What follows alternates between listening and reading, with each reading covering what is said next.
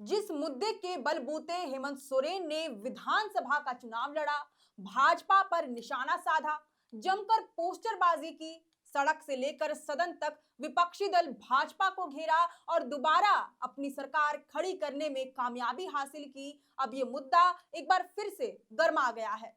हम बात कर रहे हैं केंद्र पर बकाया 1,36,000 करोड़ रुपए की, जिसके बलबूते हेमंत सोरेन ने बहुमत हासिल कर सरकार में वापसी की।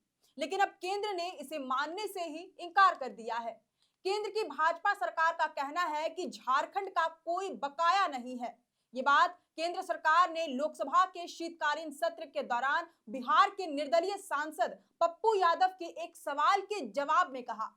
पप्पू यादव ने पूछा कि कोयले से रेवेन्यू के रूप में अर्जित टैक्स में झारखंड सरकार की हिस्सेदारी 1,40,000 करोड़ रुपए केंद्र सरकार के पास बकाया है, इसे ट्रांसफर क्यों नहीं किया जा रहा है। इस पर वित्त राज्य मंत्री पंकज चौधरी ने सोमवार 16 दिसंबर को लिखित जवाब में कहा कि यह सही नहीं है। कोयले से प्राप्त 1,40,000 करोड़ रुपए राजस्व के रूप में अर्जित कर में झारखंड सरकार का कोई हिस्सा केंद्र के पास लंबित नहीं है। राज्य के साथ कोई भेदभाव नहीं किया जा रहा है, बल्कि झारखंड को पिछले 3 सालों में करीब 7,790 करोड़ रुपए की राशि उपलब्ध कराई गई है। ये राशि केंद्र प्रायोजित स्कीमों के लिए सहायता अनुदान, वित्त आयोग अंतरण और पूंजीगति व्यय निवेश के लिए उपलब्ध कराई गई। वित्तीय वर्ष 2023-24 में 4,580.61 करोड़ रुपए की राशि उपलब्ध कराई गई, जबकि 2022-23 में 2,964.32 करोड़ और 2021-22 में 246 करोड़ की राशि उपलब्ध कराई गई। पप्पू यादव दरअसल केंद्र पर झारखंड का बकाया 1,36,000 करोड़ रुपए की बात कर रहे थे, जिसको उन्होंने राउंड फिगर्स में 1,40,000 करोड़ रुपए कह दिया है। वहीं केंद्र की भाजपा सरकार के इस बयान के बाद सियासी हलचल तेज हो गई है। केंद्र सरकार द्वारा दिया गया जवाब हेमंत सोरेन सरकार के लिए बड़ा झटका है।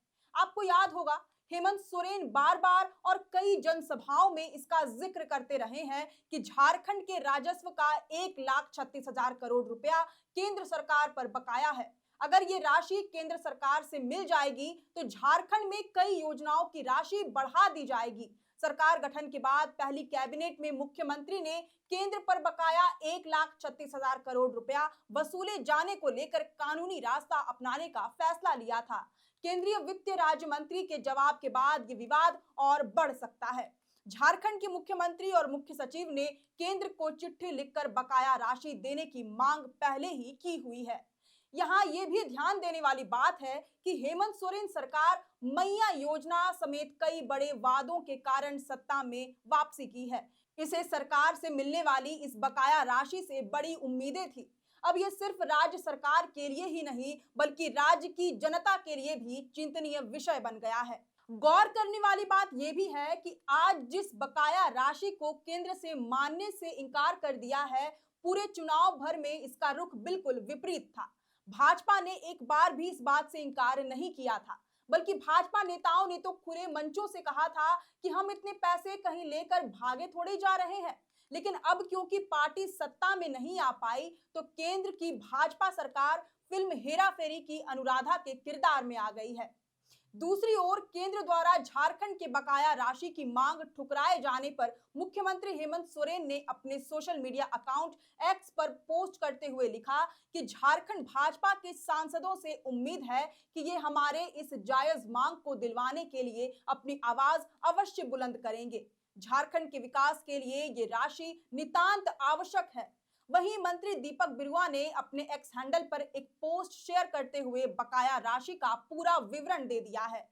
उन्होंने लिखा कि झारखंड की मैया, बच्चों, युवा, वृद्ध, आदिवासी, मूलवासी, दलित, अल्पसंख्यक और विस्थापितों के विकास के लिए हमारा बकाया देने से केंद्र सरकार ने इनकार कर दिया है। कहते हैं कोई बकाया नहीं, फिर ये क्या है। आगे उन्होंने बकाया राशि का विवरण देते हुए लिखा है कि कुल बकाया राशि लगभग 1,36,042 करोड़ रुपए है।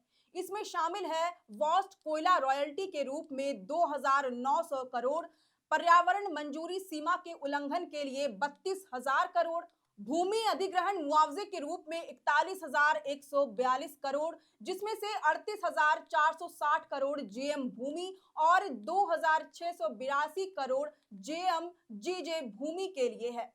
इस पर लगी सूद की रकम 60,000 करोड़ रुपए है, जो कि कुल मिलाकर 1,36,042 करोड़ रुपए होता है।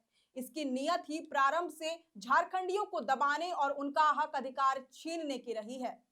खैर, हम अपना संघर्ष जारी रखेंगे, झारखंडियों के हक अधिकार के लिए कानूनी लड़ाई लड़ेंगे। इस पोस्ट में आप साफ देख सकते हैं कि मंत्री दीपक बिरुआ ने कानूनी रास्ता अपनाने की चेतावनी दे दी है। मतलब केंद्र के इस रुख के बाद लगभग तय है कि हेमंत सोरेन की सरकार ऐसे मानने वाली नहीं है। वह अवश्य ही कोर्ट का दरवाजा खटखटाने वाली है। मुख्यमंत्री हेमंत सोरेन अपनी पत्नी सह गांडे विधायक कल्पना सोरेन के साथ आज उज्जैन के महाकाल मंदिर में पूजा अर्चना के लिए पहुंचे हैं। कयास लगाए जा रहे हैं कि वह वहीं से दिल्ली के लिए रवाना हो जाएंगे। अब देखना होगा कि झारखंड का बकाया 1,36,000 करोड़ रुपए के लिए क्या हेमंत सोरेन एक बार फिर से सुप्रीम कोर्ट का दरवाजा खटखटाएंगे। वैसे इस पर आपकी क्या राय है, ये हमें कमेंट करके जरूर बताएं। अगर आपको ये वीडियो पसंद आया हो तो इसे जरूर से लाइक और शेयर करें। हमारे चैनल लोकतंत्र 19 को फेसबुक पर फॉलो और यूट्यूब पर सब्सक्राइब करना ना भूलें। फिलहाल लेते हैं अलविदा। जोहार।